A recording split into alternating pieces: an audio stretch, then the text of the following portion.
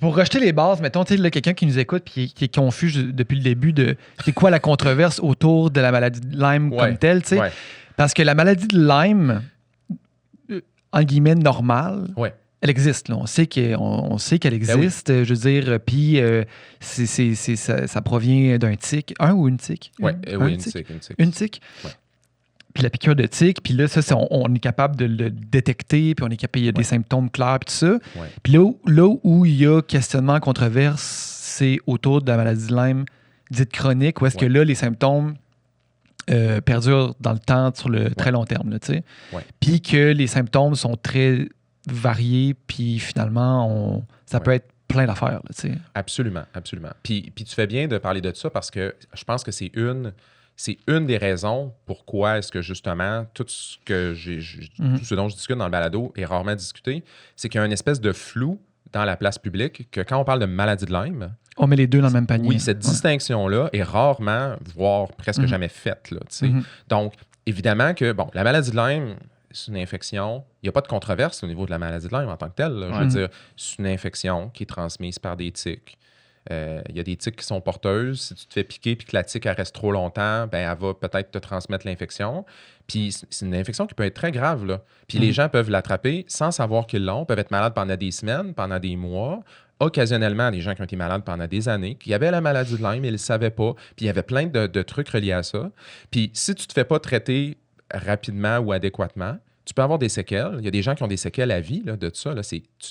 Toute cette partie-là, c'est 100% vrai. Puis séquelles à vie égale pas nécessairement Lyme chronique. Exact. Okay. C'est ça. Puis là, ça, c'est la partie qui est peut-être la plus difficile à expliquer parce que justement, c'est là où il y a souvent cette espèce de confusion, cette espèce de flou. C'est que on va prendre quelque chose de concret. Okay? Mettons que moi, là, cet été, je vais aller en vacances, je vais aller passer une semaine de vacances dans les cantons de l'Est. Okay? La région la plus touchée par la maladie de Lyme au Québec. Okay? Je me fais piquer par une tique, j'attrape la maladie de Lyme. Mettons que la tique, là, je la vois, je l'enlève. Même si j'ai la maladie de Lyme, on a un traitement pour ça. Je vais aller me chercher le traitement, je vais être guéri presque assurément. Okay? Mettons que je me faisais infecter puis que je ne m'en rendais pas compte puis que je suis malade pendant des mois puis que là, ma santé va terriblement mal pendant des mois. Puis que là, au bout de tous ces mois-là, il y a un médecin qui fait « Hey, on va te faire tester pour la maladie de Lyme. On dirait que ça pourrait peut-être être ça. » Le test revient positif. « Oh shit, c'était la maladie de Lyme. » Je me fais traiter. Je vais être guéri. J'aurais plus la bactérie. La bactérie est finie. Elle n'est plus là. Terminé. Mais cette infection-là, comme beaucoup d'autres infections, la plupart des infections, en fait, tu peux avoir quand même des séquelles. C'est-à-dire que c'est tellement une infection qui est intense que tu peux garder des dommages, finalement. Fait que les gens, ils restent avec des dommages, des fois, comme de la fatigue, des douleurs, des choses comme ça. Puis ça, on le voit par rapport à plein d'infections qui existent. Donc, par exemple, moi, j'ai déjà eu un zona. Un zona, c'est comme le retour de la varicelle là, que tu as quand tu es jeune. Là, puis le virus, il reste à l'intérieur de toi, puis à un moment donné, il revient. Puis un zona, il y a des gens que quand ils vont développer un zona, qui est une sorte de réaction cutanée, là, que tu viens avec des espèces de grosses bulles rouges, ça fait super mal. Là. Moi, ça brûle comme du feu. Il y a des gens qu'après, là, quand le zona guérit, là, ils restent avec une brûlure pendant des mois, des années. Fait que c'est connu, tu sais. Les infections, des fois, vont laisser des symptômes à long terme. Mais tu n'as plus de bactéries dans ton corps, dans le cas de la maladie de Lyme. Et ça, c'est la partie la plus importante. Puis je le vois en ce moment, il y a des gens encore, après la sortie du balado, qui essaient de maintenir le flou, intentionnellement ou non, mais qui essaient encore de créer un flou au niveau de ça. C'est que la personne, même si c'est vrai qu'elle a une maladie de Lyme, puis même si c'est vrai qu'elle a des séquelles, mais il ne faut pas la traiter avec des antibiotiques. Parce qu'il n'y a pas d'effet là-dessus. Il n'y a plus de bactéries. Puis les médecins de cet univers-là, les médecins qui traitent le Lyme chronique, ou peu importe comment, des fois, ils donnent d'autres noms à ça, là. Eux, c'est qu'ils traitent avec des antibiotiques pendant des mois, pendant des années. Souvent, c'est des antibiotiques multiples. J'ai vu des gens avec 3, 4, 5, 6 antibiotiques depuis des années, des fois. Il y a une personne que j'ai rencontrée qui n'est pas dans le balado, que ça fait 14 ans qu'elle prend des antibiotiques. Ça, sur le corps, c'est destructeur. C'est destructeur. Puis ça, c'est pas discutable. Là. Je veux dire, c'est épouvantable là, ce que ça fait sur le corps. Il faut comprendre que... Puis ça, peut-être qu'avec le recul, j'aurais dû en parler plus de ça dans le balado parce que je me rends compte que j'ai peut-être pas été capable d'expliquer à quel point est-ce que c'est néfaste.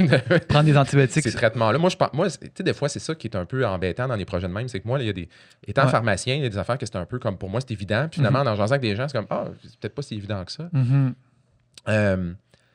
un traitement antibiotique, là, normalement, dans la vie, là, quand tu en reçois, premièrement, là, on en donne le moins possible des antibiotiques en général. Là. OK. Je pense que la plupart des gens sont au courant de ça. Ouais. On fait bien attention avec les antibiotiques pour plein de raisons.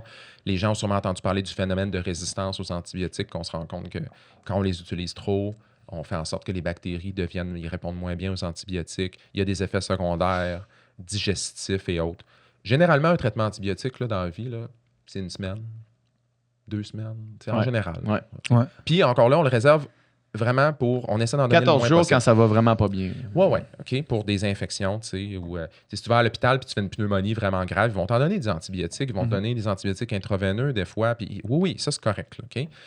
Mais Après cette période-là, normalement, la bactérie est supposée être... ben oui, évidemment, les infections bactériennes, à un moment donné, le but de donner un antibiotique, c'est qu'on va la guérir, hein, OK? Puis qu'à un moment donné, il n'y a plus de bactéries, puis qu'on arrête... Aussitôt que tu es guéri, on enlève les antibiotiques, là, ça c'est sûr. Mais dans cette idée de Lyme chronique, la bactérie est quasiment incurable, tu sais. Puis Elle est comme cachée, là. oui, c'est ça. Puis c'est vraiment bizarre la manière que c'est formulé, là, parce que... Puis ça, je ne suis pas allé en détail là-dessus dans le balado, parce que c'était pas si intéressant, mais les médecins qui sont dans cet univers-là vont dire, la bactérie, elle va aller se cacher à des endroits dans ton corps, puis peu importe ce que tu lui donnes comme antibiotique, elle va survivre. Mais là, je suis comme, à ce moment-là, ça te sert à quoi de donner des antibiotiques? Ah, ben, ça fait en sorte qu'elle va pas... Elle va rester cachée. Elle va rester cachée ou elle va rester en petite quantité ou elle va peut-être devenir plus forte ou tu sais. Fait que des fois, c'est pas clair exactement parce que c'est comme pourquoi ils donnent ça si tu vas en prendre pendant des années, c'est quoi le but? Ouais. En fait, est-ce qu'il y a un exemple y a-t-il un exemple connu d'une bactérie qui se cacherait dans le... Tu sais, y a-t-il quelque chose qui a déjà été découvert qui existe? Sûrement. Tu sais, honnêtement, il faudrait demander à des infectiologues qui en connaissent des infections plus rares. Tu sais, moi, dans ma pratique à moi, là, je veux dire, moi, c'est pas des choses que je vois. Pas commun. Je suis sûr que ça existe. Là, tu sais. Puis aussi, il faut dire qu'il y a une affaire, là, c'est qu'il y a des personnes dans la vie qui vont être... il y a des personnes on dit qui sont immunosupprimées. Okay? Ouais. Donc, des personnes qui ont un système immunitaire très, très bas. Par exemple, des personnes qui ont un cancer, qui font de la chimiothérapie, des gens qui ont eu des greffes ou qui ont certaines maladies. Il y a des gens qui n'ont plus de système immunitaire puis qui attrapent des infections rares, qui peuvent développer des infections là, qui vont rester vraiment longtemps, qui sont presque impossibles à traiter. Dans des contextes comme ça existe. Mais là, ici, on ne parle pas de ça. Là. On parle de gens qui n'ont pas une maladie particulière ou rien. Puis là, d'un coup, on leur dit, ben là, malheureusement, tu as la maladie de Lyme, puis ça se peut que tu l'aies toute ta vie. Puis il va falloir que tu prennes des antibiotiques pendant des années jusqu'à temps que moi, comme médecin, je décide que tu es guéri, basé sur des impressions complètement subjectives. Là, parce qu'il n'y a pas de... Ces gens-là, ils vont beaucoup au feeling, là, ces médecins-là, là, tu sais. Sauf que là, le cercle vicieux dans lequel on se retrouve, c'est que si les antibiotiques, finalement, ça se trouve être ça qui nuisent à ta santé puis qui empire ton état dans un sens, ben là, on peut dire, ben, le crime, ça va pas mieux, on va continuer les antibiotiques. Ouais. Ça, c'est la partie qui est embêtante parce que moi, c'est sûr que quand je discutais avec des personnes qui prennent des antibiotiques, moi, les personnes avec qui j'ai parlé, ils ont pris des antibiotiques pendant des années, là, typiquement. Okay?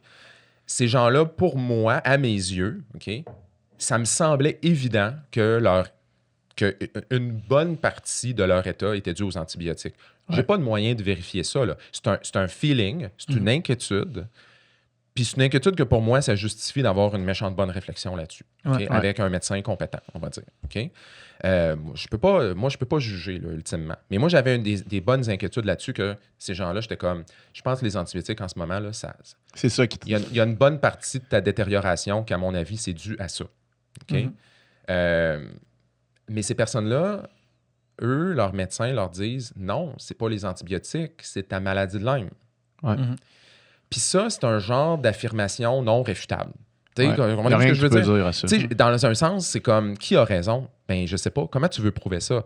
Moi, la manière moi, comme professionnel de la santé, ça serait de dire, ben, arrêtons tous les antibiotiques, puis regardons comment ça va après. T'sais.